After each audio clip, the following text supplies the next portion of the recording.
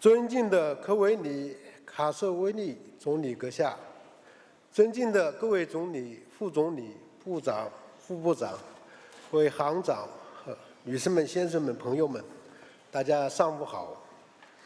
很高兴参加第比利时“一带一路”论坛。格鲁吉亚是最早积极响应习近平主席“一带一路”合作倡议的国家之一，也是我们共建“一带一路”的重要合作伙伴。今天我们从各国嘉宾在这里聚会，共商“一带一路”的合作大计，具有重要的意义。借此机会，我愿意向大家进一步介绍“一带一路”倡议。2013年，中国国家主席习近平提出了共建丝绸之路经济带和21世纪海上丝绸之路的重大倡议。这一倡议以政策沟通、设施联通、贸易畅通、资金融通和人心相通为主要内容，以共商、共建、共享为基本原则，以构建全面开放新格局、促进世界和平发展为努力方向。最终目标是构建人类命运共同体。可以说，“一带一路”是推动世界和平发展、造福世界各国民众的中国方案。对于维护和发展开放型世界经济，推动经济全球化深入发展，实现各国共享机遇、共同繁荣，具有划时代的意义。首先，“一带一路”倡议为破解人类发展难题提供了中国智慧。国际金融危机后，世界经济深度调整，贫富分化加剧，逆全球化、民粹主义等思潮抬头，其深层次根源仍然是发展不平衡这个问题。“一带一路”建设聚焦发展这个根本性问题，扩大贸易、投资往来，深化互联互通和产业合作，扎实推进国际经济走廊建设，完善金融保障体系，致力于实现经济大融合、发展大联动、成果大共享，有助于沿线国家，特别是发展中国家释放发展潜力，拓展市场空间，形成新的经济增长点，增强内生动力和抗风险的能力，尊敬普通民众的福祉。正是在这一丝路精神的感召下，中格两国在短短半年多时间内就完成了自由贸易区的协定谈判。协定将于2018年1月1日正式生效。这一协定将为中国和格鲁吉亚经贸合作开启一个互利共赢的新的航程，这符合时代潮流，符合发展规律，高度契合各国发展需要和共同的利益。其次，“一带一路”倡议为完善全球治理提供了新的国际公共产品。进入新世纪以来，国际格局深度调整，国际经贸规则面临重构，多边贸易体制发展坎坷，现有的多边金融机构也难以完全满足全球日益增长的融资需求。全球治理体系变革正处在历史的转折点上。在这一背景下，习近平主席提出“一带一路”合作倡议，为世界提供了共商、共建、共享的全球治理观。“一带一路”强调求同存异、金融并蓄，所有国家不分大小、强弱、贫富，一律平等，拥有相同的参与权、话语权。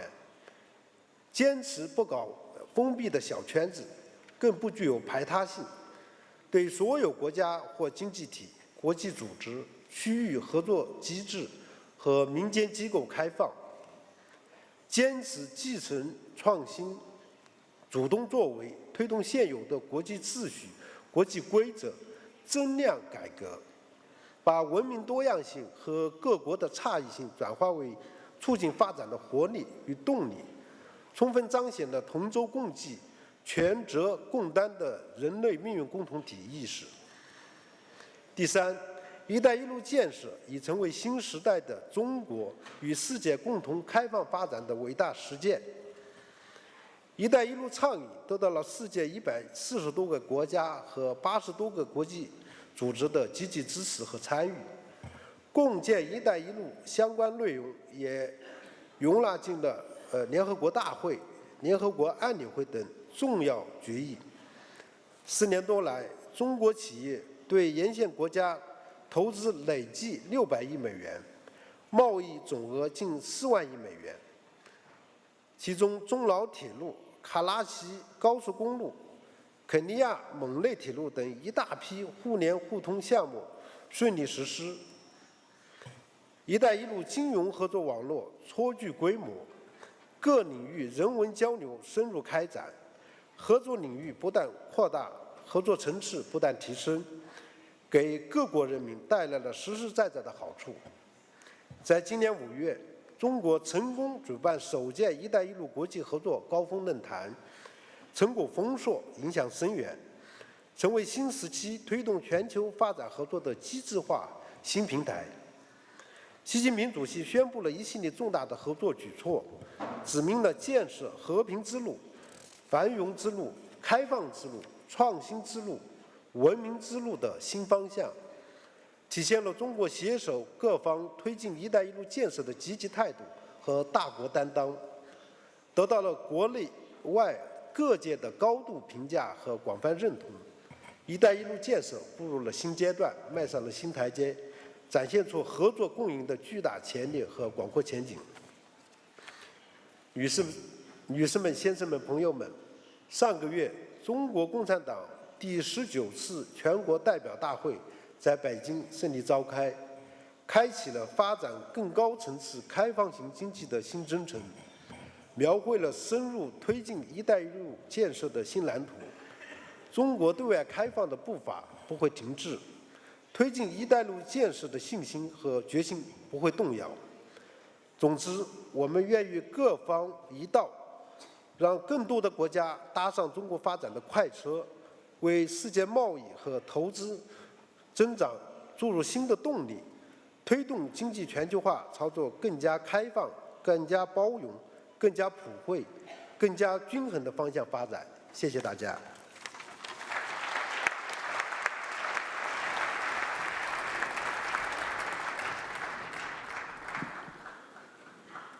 Please welcome Director General for Transport and Mobility of the European Commission, Mr. Henrik Hollolei, who will present trade, transport and transit opportunities between Europe and Asia.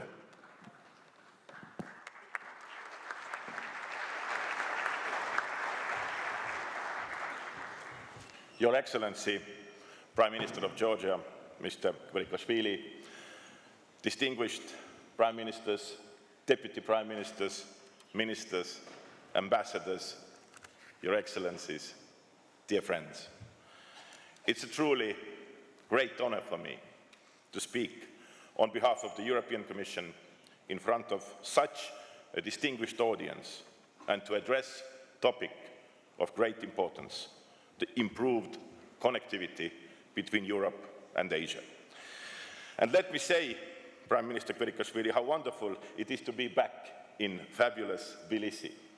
Georgia is certainly very well placed to host this event, a very strategic location as one of the natural gateways to Europe and as a transport hub linking Europe and Asia. EU and Georgia are very close partners.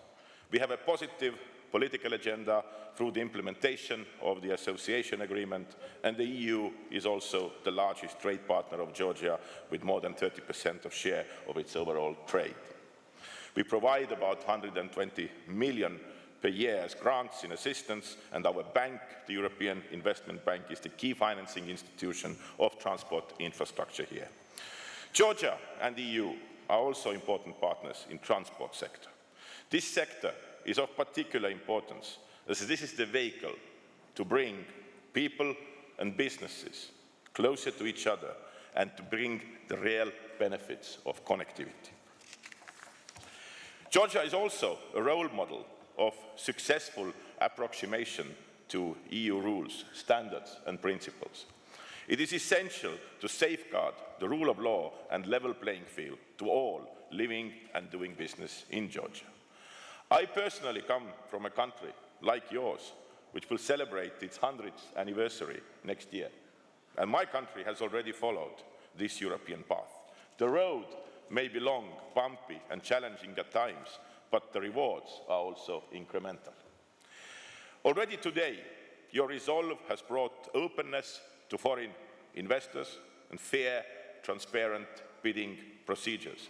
It's therefore not surprising that Georgia has also become a major player in the Belt and Road Initiative. For the EU, to put the obvious in simple words, transport policy and therefore our actions and close cooperation do not stop at the EU borders. And transport needs between Europe and Asia will continue to significantly increase in the coming years. We therefore have to ensure that these growing transport flows can rely on appropriate infrastructure and efficient, environmentally sound and sustainable transport systems. The development of the Trans-European Network, or the TEN-T, and its extension towards our immediate neighbours and beyond is not only strategic for the EU, but it also represents a land bridge towards the neighbours of our neighbours, in particular towards Asia. Whilst maritime transport dominates our trade and will continue to do so for long-distance operations between Europe and Asia, the development of land connections has enormous potential. Given that China and the EU are at the beginning and the end of these links, coordination between us and all in between is essential in order to ensure compatibility and complementarity between relevant policies and plans. In other words, TEN-T shall meet the Belt and Road, and one of those meeting points can definitely be Georgia. European Commission welcomes and promotes all transport links and connections like Belt and Road Initiative between Europe and Asia/China that use the southern routes and by that create new transport corridors and new opportunities. To make sure all countries on these corridors benefit, we must make sure that our transport connectivity is inclusive first, in the sense that all countries must be in a position to benefit from these new routes for their own trade and economic development objectives and should not be considered only as transit countries. Secondly, open and reciprocal. Developing new infrastructure and transport operations must be open to all interested parties. Transparency and a level playing field based on market rules must be maintained and promoted. Our people and businesses demand the best product at the best value. It goes without saying that the respective legal frameworks and good governance has to be respected at the same time as well. Thirdly, sustainable. The economic, environmental and social sustainability should be at the core of such initiative. We welcome the development of new long-distance routes aiming at unlocking landlocked regions and countries which can then be connected to the rest of the world. Transport is going to grow a lot in the next years to come, but it also has to have the license to grow and it has to limit its carbon footprint as a whole. That is the license to grow for transport. Fourth point, smart. The infrastructure must be smart. Digitalization should be a common denominator of all new infrastructure projects, as it is already the case in the European Union. Furthermore, there are two other aspects to which we have to pay the highest attention, and they are the two sides of the same coin. First, safety. Safety always comes first. The EU is very active in promoting and increased safety across all transport modes, and we continue to strive for safer transport. And secondly, security. Security is often complicated and costly, but it is also essential and a matter of shared responsibility, especially in today's world. In air transport, if you look at the records in Europe, you see that against an increase of about 100% of the traffic in the past 25 years, the number of fatal accidents is close to zero. Europe is also likely to be the only continent to achieve the halving of number of deaths and injuries from road traffic accidents by 2020. Road safety is something which is very, very important and also important for the people. I want to underline those two aspects, as too often there is the impression that infrastructure is just a matter of steel and concrete. Rather, than being about people. Let me conclude these brief opening remarks by also underlining that connectivity is not only about goods and land routes, it's indeed about people and get them connected and businesses. And I have no doubt that we will see further increase in tourist and business exchanges between us. An example, EU-Georgia aviation agreement, is here an excellent example of what is good connectivity about. It's about the removal of barriers and open competition, generating, growing, reliable services. The same approach is valid for the movement of goods. Transport infrastructure is crucial, but it must be sustainable and smart and lead to the removal of administrative barriers and efficient transport services. Allow me to finish with a quotation from a rather unexpected person. As you know, the anthem of the European Union is the Ode to Joy from Beethoven's Ninth Symphony. It was Beethoven who also said, barriers are not erected, which can say to inspiring talents and industry, thus far and no farther. Indeed, barriers certainly do not bring joy to our people and businesses. Let us therefore work hard together in breaking those barriers down and ensuring that we increase connectivity, uniting Europe and Asia, and then we are all the winners of this process. Thank you very much.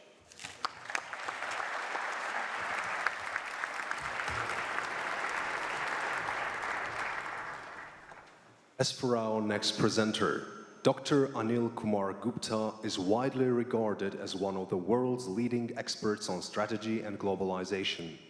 Ranked by Thinkers 50 as one of the world's most influential management thinkers, he has also been named by The Economist as one of the world's superstars for research on emerging markets. He is also a member of the World Economic Forum Stewardship Committee for the Initiative on the Future of Consumption, the Bretton Woods Committee set up by the World Bank and IMF, and the CNBC Disruptors 50 Advisory Council.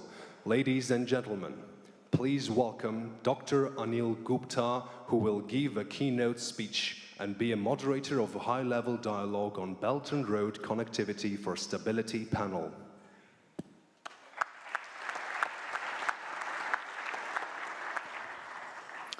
His Excellency Georgi Kvirishkali, and honored guests, thank you for inviting me to Tbilisi and to engage in discussions regarding the Belt and Road Initiative launched by the People's Republic of China.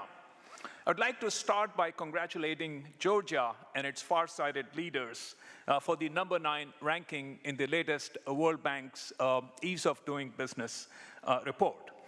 Governments alone can never deliver economic growth. That requires joint work by governments, by companies, and by people on the ground.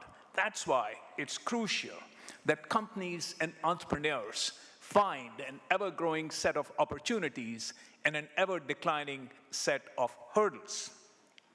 By boosting connectivity, the Belt and Road Initiative holds the promise to do exactly this, which is to boost opportunities for trade and investment, while at the same time to reduce infrastructure-related hurdles. As we know, infrastructure, hard and soft, is the foundation for economic growth. China has demonstrated this convincingly. Since 1995, China invested an estimated 8 to 9% of GDP year in, year out on infrastructure, well ahead of any other large economy. The results are there for everybody to see.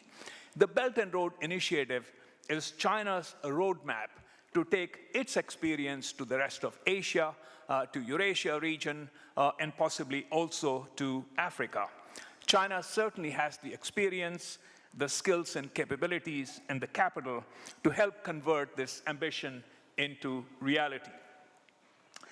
Global integration is particularly important today, as some of the historic flag bearers of globalization appear to be more interested in isolation and nationalism. Also, I think it's important to note that tighter connectivity, tighter economic connectivity among countries almost always serves also as a force for stability, as people-to-people and business-to-business linkages become stronger.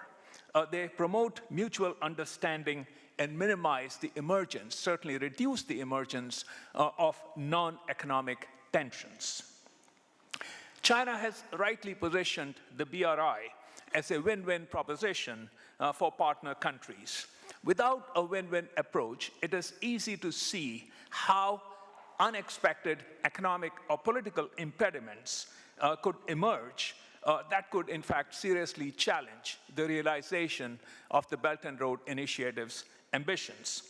In this regard, I'd like to pick up on some of the important factors that the BRI partner countries might, in fact, need to pay attention to, and I suspect they already are paying attention to.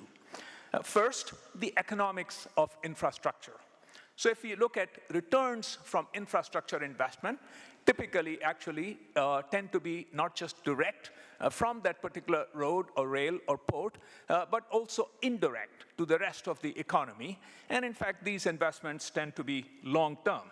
Now, this is not an issue if the investment is coming from domestic sources and the benefits are to the domestic economy. However, things get more complicated if the investment is coming from foreign sources, but the benefits, economic benefits, are to a host country's economy. Second, that there are multiple segments of the Belt and Road program. If you just look at the road side, so we have, or the economic belt. So if we look at, we have connectivity through Georgia, connectivity through Russia, connectivity through Iran, connectivity through Pakistan, and of course the maritime Silk Road. And it's possible to imagine that these different trade routes between China and Europe compete with each other. So that raises a question for any particular connectivity segment in terms of what is the competitive advantage of that particular segment and how much of the benefit that particular segment should expect to derive. The third factor I would like to pick up on is sort of really what happens in terms of the ground level reality. Who executes the project? Who supplies the necessary materials, machinery, and labor? Who owns the infrastructure?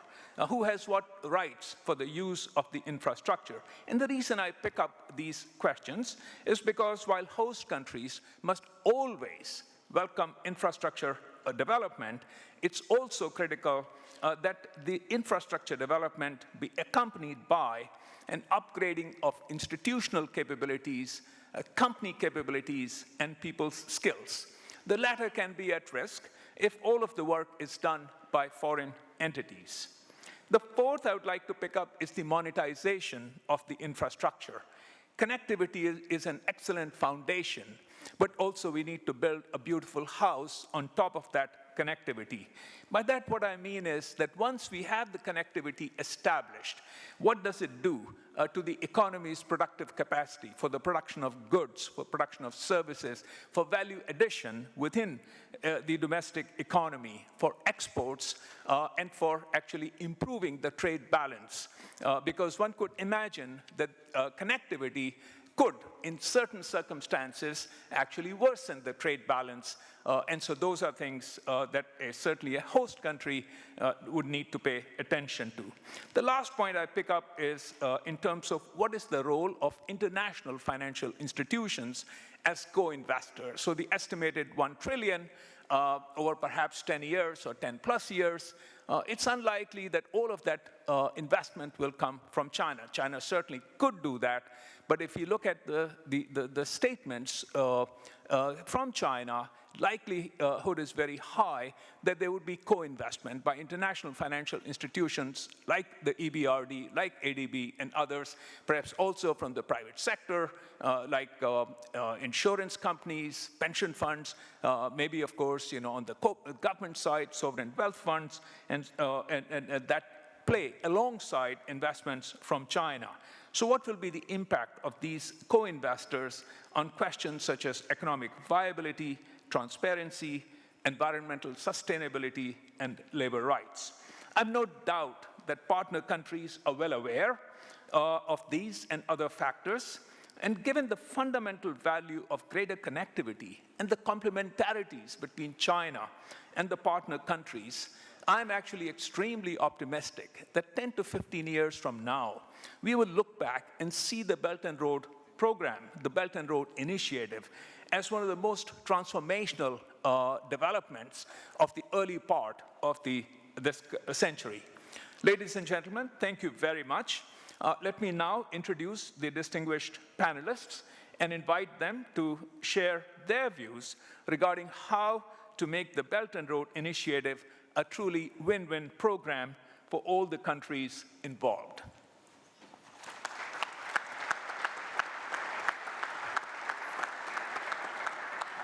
And so let me introduce the panelists, and I will start from, just go from my left to the right, to the other side. First we have Mr. Alan Pugh, Vice President for the European Bank for Reconstruction and Development.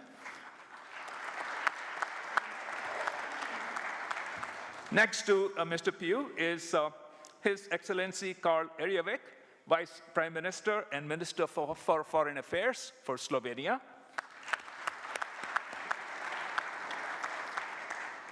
His Excellency Pavel Filip, Prime Minister of Moldova. Of course, I don't need to introduce the Prime Minister of Georgia to this audience at all. Then next to the Prime Minister of Georgia, we have the Prime Minister of Ukraine, His Excellency Volodymyr Groysman.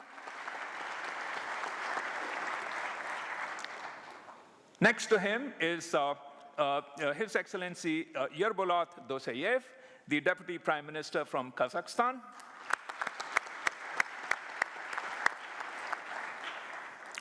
Next to him is His Excellency Sheikh Nahyan, the Minister of Tolerance for the United Arab Emirates. And then next to Sheikh Nahyan, we have Mr. Wensai Chang, the Vice President Operations for the Asian Development Bank.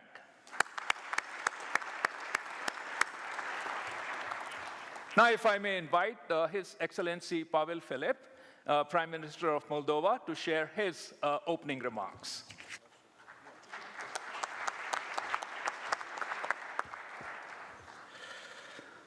Уважаемый господин премьер-министр Грузии, уважаемый господин премьер-министр Украины, уважаемые представители бизнеса, уважаемые гости, дорогие друзья, я рад предоставленной возможности находиться здесь и принимать вместе с вами участие в работе форума, который является представительной платформой, объединяющей значительное количество политических лидеров, дипломатов, экспертов, представителей международных организаций и бизнеса, которым предоставлена возможность обсуждать составные элементы, определяющие продвижение нашего общего экономического сотрудничества путем консолидации основных факторов развития международной и региональной торговли.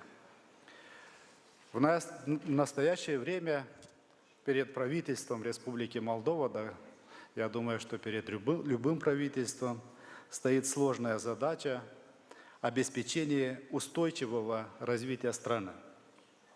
Эта задача не может быть достигнута без модернизации и развития национальной экономики, без использования лучших международных практик в области привлечения иностранных инвестиций и продвижения отечественной продукции на различных внешних рынках. В этой связи одной из целей, намеченных молдавскими властями, является динамичное содействие всеобъемлющей и устойчивой экономической глобализации, которая в нашем видении может быть достигнута путем ускорения либерализации торговли, расширением возможностей для электронной торговли и дигитализации экономики, расширения международного сотрудничества в области развития транспортной системы и дорожной инфраструктуры. С этой точки зрения инициатива «Один пояс, один путь» может стать эффективным механизмом для продвижения наших общих стремлений в глобализации экономики и позволить достигнуть положительных результатов, в том числе с учетом целей развития наших стран. Благодаря географическому расположению Республики Молдова является идеальной платформой для размещения транснациональных корпораций и компаний с иностранным капиталом, что делает ее привлекательной для начала и ведения бизнеса с одновременным доступом к западным и восточным рынкам. Тем более, что Республика Молдова пользуется несколькими торговыми режимами, как с западными, так и с евроазиатскими странами, на основе многосторонних соглашений о свободной торговле СНГ, ГУАМ, Центральноевропейского соглашения о свободной торговле и двухсторонних с Турцией и Европейским Союзом в рамках углубленной и всеобъемлющей зоны свободной торговли, которой является неотъемлемой частью соглашения об ассоциации Республики Молдова Европейский Союз. В настоящее время 80% торгового объема Республики Молдова с другими странами проводится в режиме свободной торговли. Соглашение о свободной торговле обеспечивает доступ к большим рынкам сбыта с потенциалом около 880 миллионов потребителей, что открывает новые возможности для экспорта и влияет напрямую на интерес отечественных экономических агентов к созданию и укреплению международных частных партнерств. Более того, в 2017 году Республика Молдова ратифицировала соглашение ВТО об упрощении процедур торговли, которое открывает новые возможности для доступа на международные рынки путем сокращения как транзакционных издержек, так и оптимизации трансграничного потока товаров посредством внедрения мер по повышению эффективности, прозрачности и уменьшения бюрократии и коррупции, вследствие чего обеспечивается более высокая степень безопасности бизнеса. Все действия, предпринятые недавно правительством Республики Молдова, а также обязательства, взятые на себя для выполнения в будущем, способствовали укреплению рейтинга страны. Вследствие чего Международное агентство Moody's изменило рейтинг страны для Молдовы с негативного B3 на стабильный, и основными факторами решения, которые послужили основой для агентства, являются выправление макроэкономических дисбалансов, уменьшение уязвимости экономики от внешних шоков и создание условий для устойчивого роста. Уважаемые дамы и господа, крайне важно подчеркнуть важность и потенциал электронной торговли для социально-экономического развития стран, которые являются частью инициативы «Один пояс, один путь». В этом отношении Молдова признает важность ясности, прозрачности и предсказуемости во внутренних нормативных рамках для содействия развитию электронной торговли. Как следствие, национальные политики в этой области были согласованы с аки коммунитер в соответствии с обязательствами, взятыми Молдовой в рамках соглашения об ассоциации между Европейским Союзом и Молдовой. Основополагающим элементом устойчивого развития нашего региона и наших стран является взаимосвязь транспортной инфраструктуры. Таким образом, одной из основных общих задач остается транспортная инфраструктура в рамках инициативы «Один пояс, один путь», для которой предпринимаются конкретные реабилитационные мероприятия, в том числе реабилитация основных национальных дорог в Республике Молдова. Главной задачей исполнительной власти, которую я имею честь представлять, является ускорение этого процесса путем реализации национальной стратегии в области транспорта и логистики к 2022 году и укрепление Национального дорожного фонда. Основной причиной, по которой сегодня я нахожусь здесь, состоит в том, что Молдова считает необходимым активизировать наши усилия по развитию дальнейшего сотрудничества в областях, представляющих общий интерес в рамках инициативы «Один пояс, один путь», а также способствовать развитию партнерских отношений, которые позволяют странам в регионе достичь преимуществ, ожидаемых от экономической глобализации. Как упоминалось и в предыдущих выступлениях, целью, к которой мы с вами можем совместно стремиться и достичь, это согласованность и взаимодополняемость продвигаемых политик. В транспортном измерении параллельно осуществляется несколько процессов и инициатив.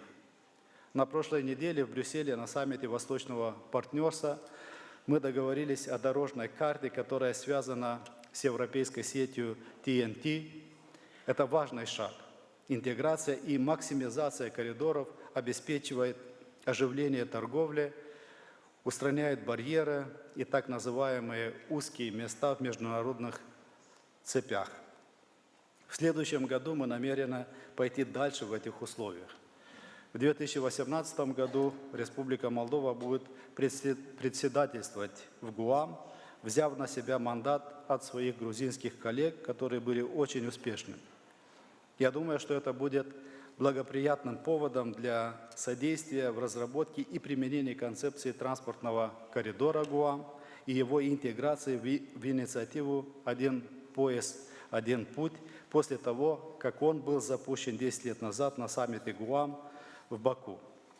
В завершение, пользуясь случаем, я хочу выразить благодарность грузинским властям за их гостеприимство и усилия, предпринятые для организации этого форума, этого грандиозного события. И желаю всем плодотворных бесед, обсуждений и гибкого подхода к существующим темам, которые обязательно приведут к хорошим результатам для участников. Спасибо.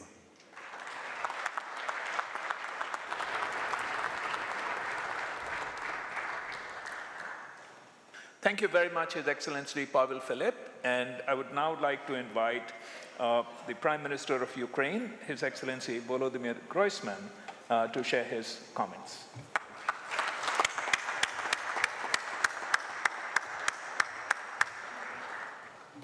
Уважаемый дорогой господин премьер-министр Квирикашвили, господин премьер-министр Филипп, уважаемые дамы и господа, дорогие коллеги, безусловно, я рад возможности взять участие в работе чрезвычайно важного форума. И то, что этот форум уже во второй раз происходит по инициативе наших грузинских партнеров, говорит о том, что проблематика, о которой мы сегодня будем говорить, имеет очень важное значение. Важно отметить и то, что от наших с вами решений, тех, кто берет участие в этом форуме, зависит, какое мы видим будущее и насколько мы готовы принимать правильные решения для интеграции наших возможностей, для улучшения связей между Европой и Азией. Безусловно, сегодня перед нами стоит очень много новых вызовов и задач.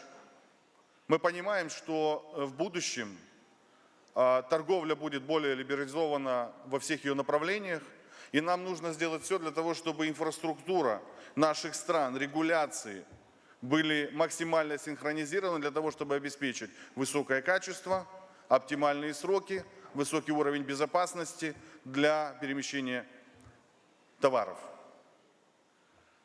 Мы понимаем, как Украина, наше место в этой глобальной сети. Хочу подчеркнуть, что наше правительство, наше государство есть и в будущем будет оставаться абсолютно надежным партнером для того, чтобы качественно выполнять свой участок необходимых задач. Украина стремительно развивается, и в этом году мы будем иметь более 2% экономического роста. В следующем году мы предусматриваем рост выше 3%. Безусловно, мы сконцентрированы сегодня на достаточно резком увеличении экономического роста в нашей стране. Для этого мы продолжаем структурные реформы и изменения. Как вы знаете, государство находится 3-4 год в достаточно глобальных процессах реформ и изменений.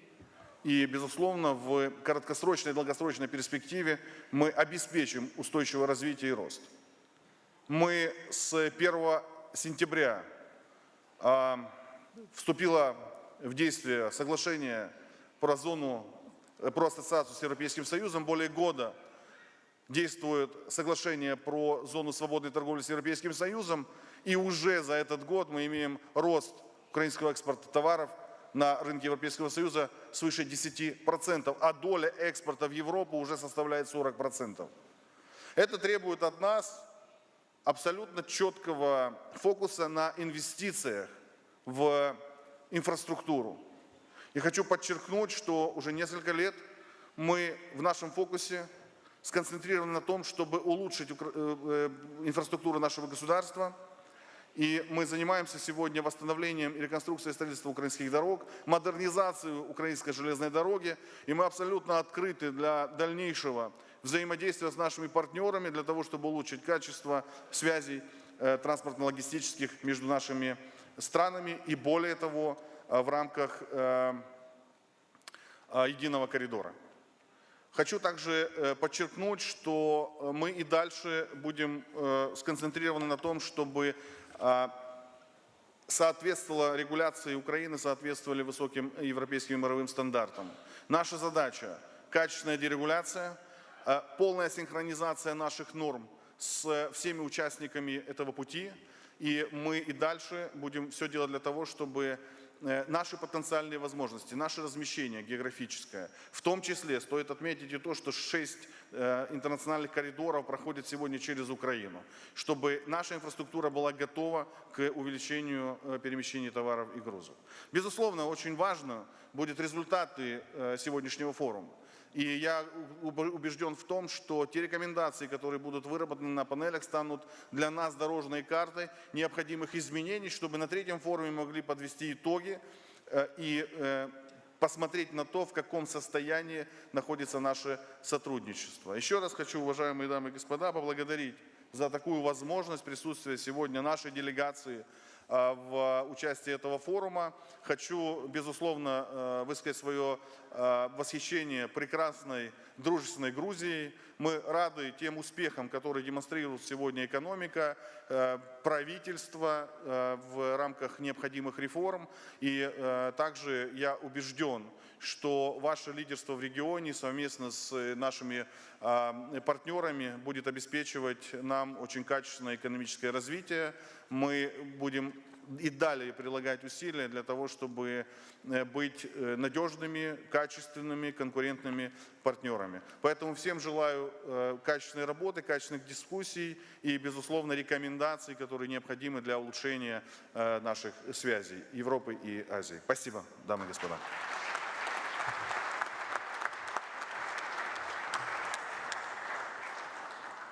Prime Minister Groisman, thank you very much.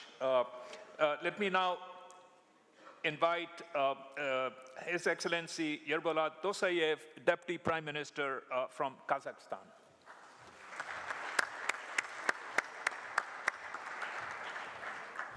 Good morning, ladies and gentlemen, Your Excellencies, distinguished guests, colleagues, and dear participants of this forum. First of all, I would like to thank the government of Georgia for its invitation to participate in this panel session. And this is my second time here because I was here a few years ago, and I'm so happy to be here again. The Belt and Road Initiative provides the good chance for us to improve our connectivity. Not just we're talking about this hard infrastructure, we're talking about this more connectivity between the peoples, we're talking about the cultures, and exactly we want to see our economies much more closer than before. As all participants in this auditorium know, the President of the People's Republic of China, Xi Jinping, introduced his initiative of New Silk Road Economic Belt for the first time during his visit to Kazakhstan at his lecture at the Nazarbayev University in Astana in September 2013. Already we passed about the 4 years. As fact, here on this forum we see really the positive results of such cooperation. Since that time, Kazakhstan made some few steps ahead and so much later. Just in 1 year later after this initiative, our President, Mr. Nursultan Nazarbayev, initiated special infrastructure development program of the name the Nurly Jol, Bright Way. We focus on development of hard infrastructure, which is very important for us. As you know, Kazakhstan is the biggest landlocked country in the world. So it's so important for unleash our transit potential as much as we can. In close cooperation with all the international financial organizations, we have special PFA program of all the main institutions like the World Bank Group, ADB, EBRD, EIB, Islamic Development Bank, and we have constrained a lot of resources to develop this infrastructure. Government of Kazakhstan is committed to bring the $9 billion for investment and co-investing it with the IFIs on the partnership framework agreements. As an example, we have planned until 2020 to build and reconstruct about 8,000 kilometers of our highways. In 2015 and 2016, we already built 1,300 kilometers, and right now the 4,000 kilometers under reconstruction, and we hope we will have this and we will achieve the final results until 2020. In December 2014, we completed construction of the first terminal in the Leningrad port, which aims to consolidate flows from the China east coast and west to Southeast Asia to ensure regular container train traffic from Kazakhstan to other countries. And the main final point here, it will be Georgia. We have already completed the infrastructure of the Horgost East Gate Special Economic Zone on the border of China. And we are thinking that in freight transportation, we will increase our activities from the 4 million tons per annum and create above the new 6,000 jobs till 2020. In December this year, we have planned finalized construction jobs for our part of one of the most important projects for us. I am talking about the Western Europe, Western China Expressway, which will stretch over 8,000 kilometers from the Yellow Sea port of China to the Baltic Sea when fully completed. Additionally, we're talking about our sea infrastructure. The completion of the Aktau port reconstruction will increase the traffic capacity from 18 million tons per annum to 20. Last year in December, we finished construction on our new Creek port, the new railway ferry port with a capacity of 4 million tons. Moreover, this year, same in December, in 3 weeks, we expect to complete the automotive ferry port with the 2 million tons capacity in the same region.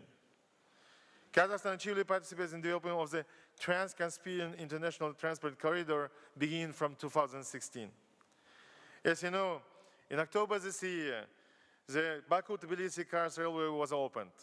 This is a key logistical port in the Trans-Caspian Transport Corridor, which paved the way to Turkey, countries of the South Europe, and the Mediterranean Sea. Kazakhstan was the first country to support the realization of this logistical project, and symbolically, everything was beginning once again in Astana. As a result, formed effective transport and logistic infrastructure of Kazakhstan ensures freight traffic along the optimal logistic chain from the eastern coast of China, the port of Leningrad, through the Caspian Sea to Turkey and South Europe 2 times faster than by sea. We have got 5 times more of transit flow of different types of the goods through the territory of the Kazakhstan in comparison of 2015. Just this one number shows how effective can be connectivity between the different countries created by BRA initiative. I guess along the Silk Road, the countries have good a chance to develop a solid, sustainable economic base. And I want to finally say, we hope the BRI initiative can bring us not just about this physical value, maybe additional GDP growth. Once again, we want to see much more closer connectivity between the peoples, countries, and I hope this forum in Georgia, and I want to say thank you very much again to government of Georgia and to Your Excellency, to Prime Minister of Georgia for this invitation, and will bring us maybe this new contracts, new connectivities, and maybe new friends. Thank you very much.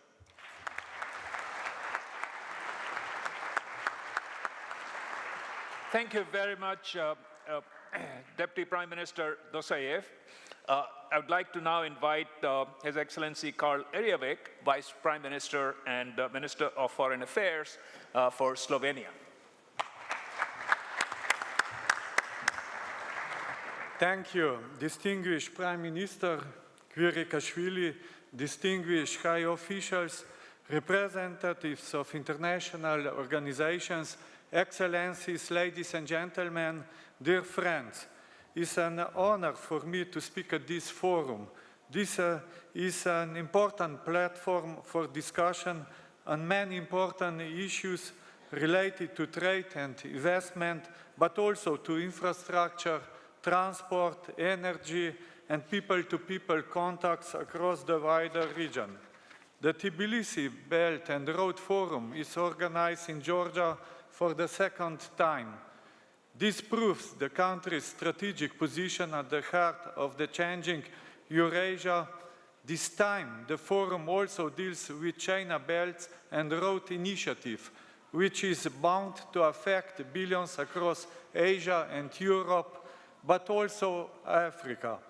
The initiative can also help countries reach their national objectives in the framework of sustainable development goals. It's important that these projects stimulate economic growth in such a way as to ensure a fair distribution of benefits and responsibilities. The initiative should promote social inclusion, adequate funding, and environmental sustainability.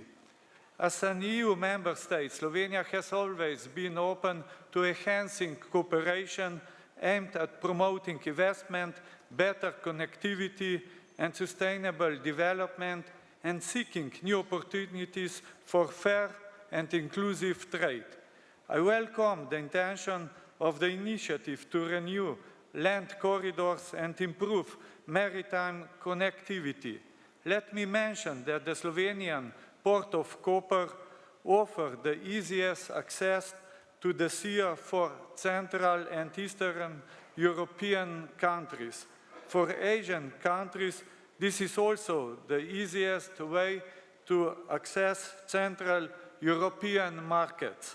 Currently, Slovenia is investing in further modernization of infrastructure in order to speed up the delivery of goods and products between producers and consumers. We know transport infrastructure is vital for trade. As an export-driven country, Slovenia sees trade promotion and development as the main elements of the Belt and Road Initiative. This forum plays a vital role, bringing together the many countries along the so-called Silk Road.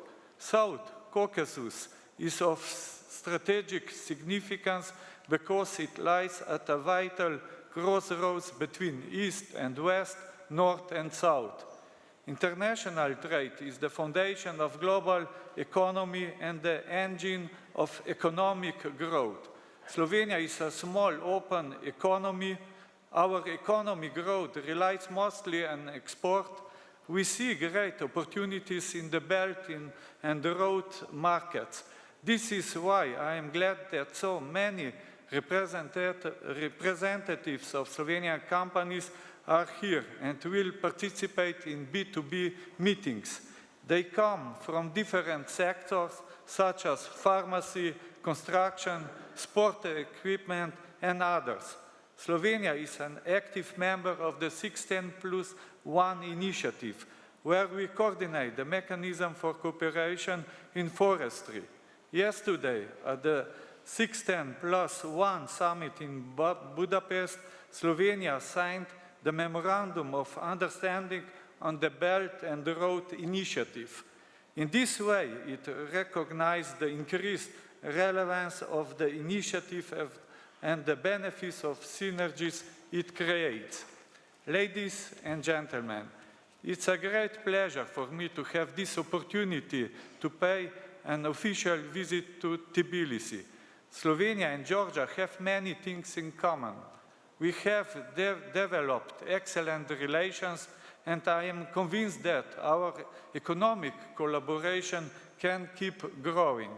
I look forward to bilateral meetings with my colleague, Foreign Minister Mikel Yanelize, and other high state officials of Georgia. I see this meeting and the meetings of business representatives as an important step forward in enhanced economic cooperation bilaterally and in the wider region. Positive ties between countries along the Belt and Road route will facilitate trade, strengthen the exchange of knowledge and ideas, and improve mutual understanding. To conclude, I would like to thank for excellent organization and wish you all the best. Thank you very much.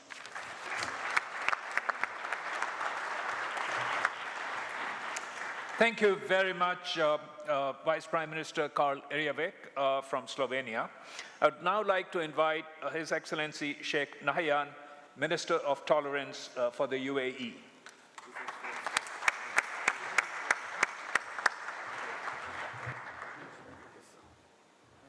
Mr. Prime Minister, Excellencies, distinguished guests, ladies and gentlemen.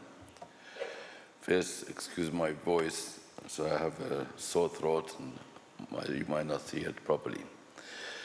I would like to thank my esteemed friend, the Prime Minister of Georgia, Giorgio Kashvili, for providing me this honor to speak briefly to you all this morning. I convey greetings and best wishes to him and to all of you from your friends in the United Arab Emirates. I would like to speak particularly in this forum from my own experience to talk about the opportunities in Georgia. As a satisfied international investor in Georgia, I have come to admire the enterprising and hospitable Georgian people who are so rightly proud of their beautiful country and deep heritage. I know from personal experience that Georgia is a grand place to do business. As an international investor, I have confronted the questions that many of you may also face in your risk-reward analysis of investment here. Why the investment in Georgia? It is called hard facts persuaded me in particular to invest in Georgia. And I would like to to give a few examples why I decided to invest and will continue to invest in Georgia. Georgia is experiencing sustained GDP growth of more than 4% annually. Second, Georgia is an easy place to do business. The World Bank ranks Georgia 16th among 190 countries on the bank's Ease of Doing Business Index. Thirdly, Georgia is an open economy ranked 13th of 186 countries on the Heritage Foundation's Economic Freedom Index 2017. Fourth, Georgia is a corruption-free investment destination, according to the Transparency International Global Corruption Parameter. Fifth, Georgia has a tax-friendly investment climate. According to the 2016-17 World Economic Forum report, Georgia has one of the lowest average tax rates worldwide. With a total tax rate of 16.4%, Georgia earns a global ranking 9th from the top. Sixth, Georgia promotes cross-border trade activity, and that's why we are for this forum. It has completed or is near completing various agreements with the European Union, the Commonwealth of Independent States, Turkey, and the People's Republic of China.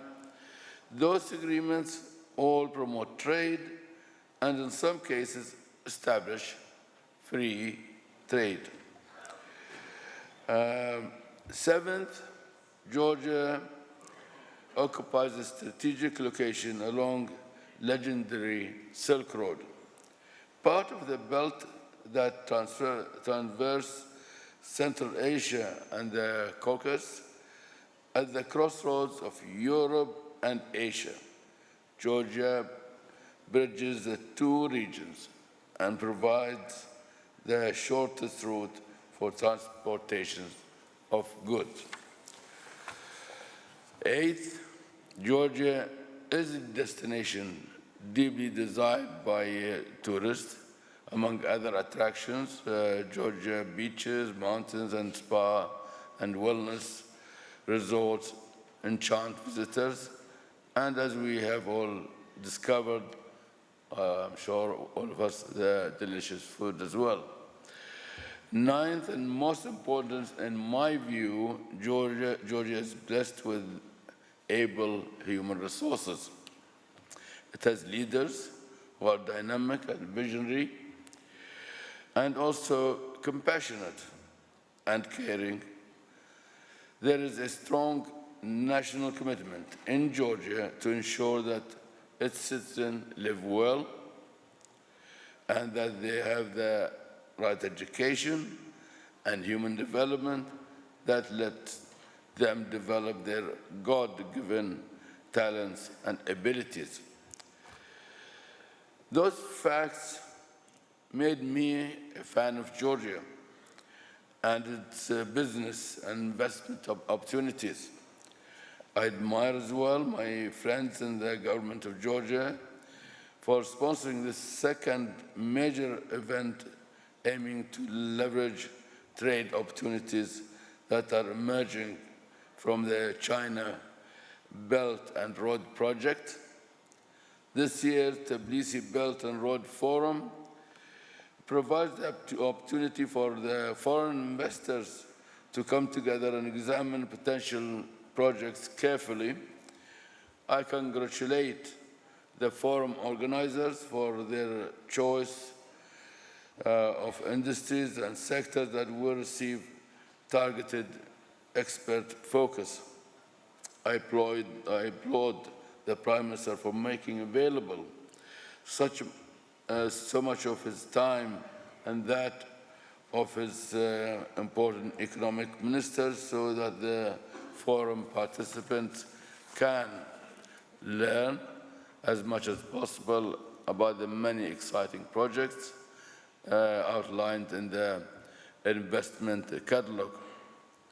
I also congratulate my dear friend, the Prime Minister, and the forum organizers for including so many Prime Ministers, Deputy Prime Ministers, ministers from regional governments that also involved in trade along the new Silk Road.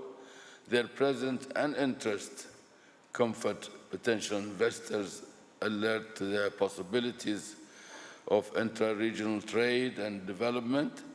I foresee new investment, flourishing trade, and greater economic development and prosperity for the people of Georgia and their neighbors. On behalf of all of us guests, thank you, Georgia, for your wisdom and your hospitality. Thank you all, and God bless you.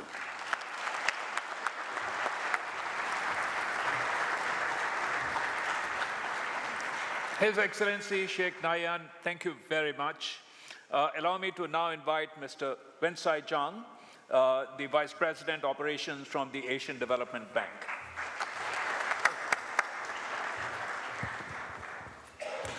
Your Excellency, Prime Minister of Georgia, Mr. Karili Kasvali, Prime Minister of the Republic of Moldova, Ukraine, Deputy Prime Minister of the Republic of Kazakhstan and Slovenia, honorable ministers, ambassadors, distinguished panelists, delegates, ladies and gentlemen. On behalf of Asian Development Bank, it's my privilege to join the Tbilisi Belt and Road Forum. In the last few years, I also came here for several times. So I attended this investment forum in 2014, and I also joined this Silk Road in 2015. So I'm very pleased to come back again. I would like to express my appreciation to the government of Georgia for their warm hospitality and excellent organization of this forum. ADB and Georgia have forged a robust partnership for development since the country joined ADB in year 2007. In the last 10 years, we have mobilized over $2.3 billion to help bring together better infrastructure and public services to the people of Georgia. Together, we have built highways and community roads, urban transport system, water supply, sanitation networks, strengthen energy security in the country, and help small enterprises to flourish. We are deepening the capital market to further galvanize the private sector and develop a sustainable pension reform system for secure futures. In the last 3 years, I visited the country, as I said at the beginning. I witnessed a great achievement our country has made in terms of reform, opening up, and development. I want to congratulate the government of Georgia on this achievement. It has been our privilege to be part of Georgia's impressive economic development, and we are committed to further deepening our partnership.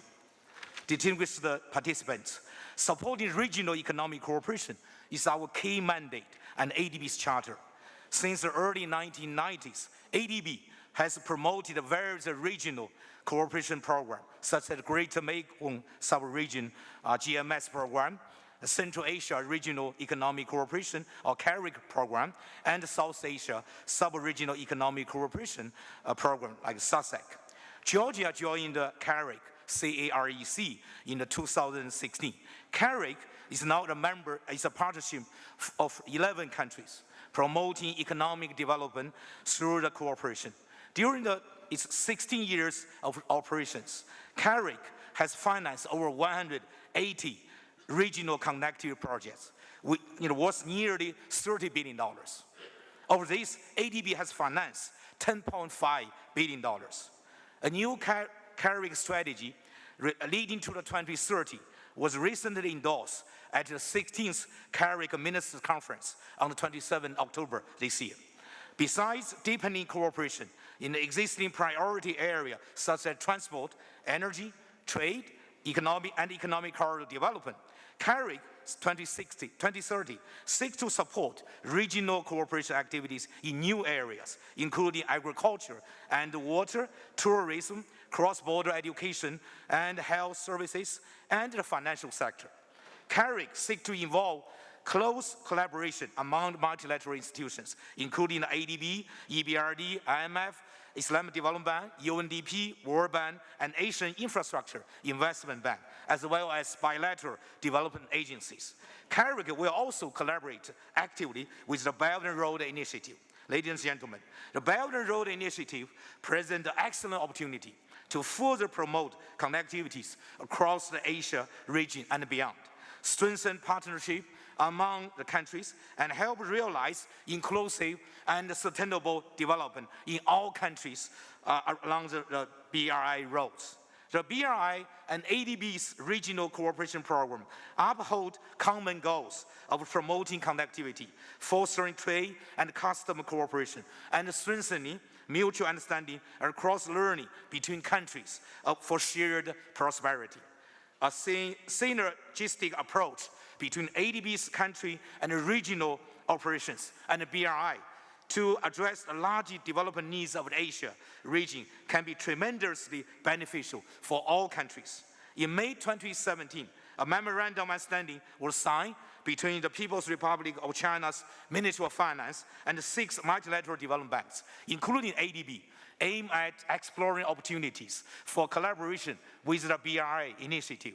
On behalf of the Asian Development Bank, I would like to reaffirm our strong commitment to build an effective linkage and synergy with the BRI going forward. I believe there is a huge scope for ADB's country, sub-regional and regional operations to cooperate closely with BRI based on the proposed project's development impact, economic feasibility and of the project, and consideration of the environmental and social safeguards. Distinguished participants, regional cooperation is critical to secure Asia's economic future. ADB will continue to play an active role as a catalyst, financiers, and a knowledge leader to promote Asia seamlessly connected by land, sea, and air. ADB support project can collaborate closely with the BRI to meet this objective. I strongly believe that all of us can work together to unleash the potential of the regional cooperation for sustainable development and shared prosperity in the region. Thank you for your attention, and we shall form a great success. Thank you.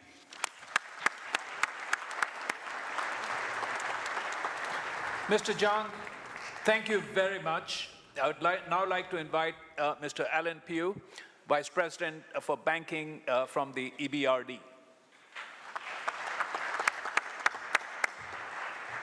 Dear Prime Minister of Georgia, dear Prime Ministers and Deputy Prime Ministers, Excellencies, ladies and gentlemen, first of all, let me share with you my delight to be in one of the most beautiful and most welcoming countries on earth, in Georgia and in the fantastic frame of the Opera House. We are highly supportive of this forum, which exceptionally we have decided at EBRD to sponsor this year, given its importance.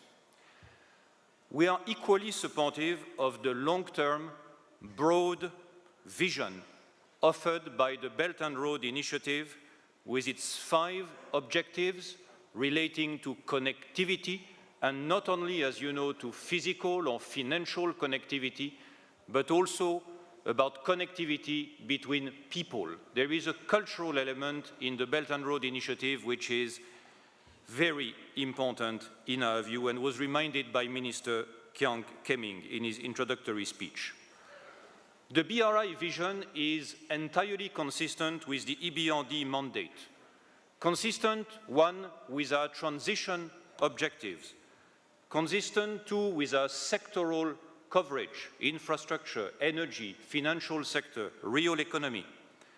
Consistent also with our geographical remit of 38 countries from Morocco to Mongolia, so a very wide span. And consistent, of course, with established relationships. And this panel is a fantastic illustration of these established relationships with China, who became a shareholder of EBRD in January 2016, with Ukraine, where we invest usually about 1 billion euros a year and are deeply involved with the Prime Minister in policy engagement. Thank you, Prime Minister Groisman, for your support. With Moldova, where we work very well with the Prime Minister on the financial sector restructuring and on energy and infrastructure. With Slovenia, where we try to restructure with you some elements of the corporate sector in the country. With Kazakhstan, where we also invest about 1 billion a year. Thank you, Deputy Prime Minister Dosayev. With the United Arab Emirates, which is the #1 provider of foreign direct investment in the EBRD operations, including here in Georgia, where we worked, as you know, with Majid Al Futtaim, one of your famous retail chains. With, of course, our close friends and partners of the European Union and of the Asian Development Bank, with whom we cooperate a lot and very frequently in most of our countries of operations. And last but not least, Georgia. Under the leadership of Prime Minister Kvirikashvili, we believe strongly that Georgia is doing the right thing in order to grow, first of all, and in order to seize the opportunities offered by the Belt and Road Initiative. Georgia is a leader, in our view, in the second wave of reforms in Central and Eastern Europe, as evidenced by the country's very sharp progress in international rankings and in the clinical execution and implementation of the four-point plan, strategic plan of the Prime Minister. By its openness to trade, we were reminded that Georgia has signed a free trade agreement with China on one side, and on the other side, Georgia is part of a deep and comprehensive free trade agreement with the European Union. This is exceptional, and this is very good for the future. No wonder that we have a very close partnership with Georgia, thank you, Prime Minister, both in terms of business in the country and in terms of policy engagement. Actually, it is one of the countries where we have the broadest policy engagement together with Ukraine. I would like to mention the presence in the room of an exceptional country director for EBRD, Bruno Balvanera, who is from Mexico, so you see we are in the global world. And Bruno has a fantastic relationship with the Prime Minister and the authorities. Now, which role are we willing and able, because we cannot do everything, to play in the BRI context? First of all, we would like to engage even more deeply in policy reform with all partners in the countries of operations of EBRD in order to do something specific, which is to mobilize the private sector in the BRI context. States cannot do everything. The private sector has to contribute expertise, skills, and money. Let me give you some examples. The Bakad PPP ring road in Almaty, which has been supported, thank you, Deputy Prime Minister Dosayev. Here, the Anaklia deep sea port, reminded by the Prime Minister, and we are working on that. The renewables and hydropower in Georgia. And Belarus is not on the panel, but I know there is a minister from Belarus, the M10 PPP in Belarus, which is a first of its kind. Secondly, by making regional projects happen in coordination with other institutions, such as the ADB, such as the EU, such as the EIB, such as the World Bank.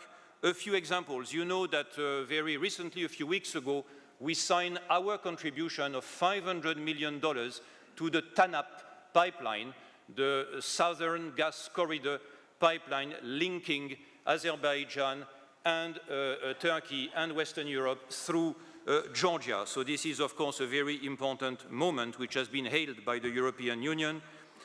Next operation in Azerbaijan, Prime Minister Virgashvili, will be the upgrading of the Ganja-Gazar-Georgian border highway, which will connect with the East-West highway in Georgia, which will complete in 2020. So this will be also a game changer for transport in the region. I want also to mention the Kaza 1000 electricity transmission strategic project together with the ADB in Central Asia.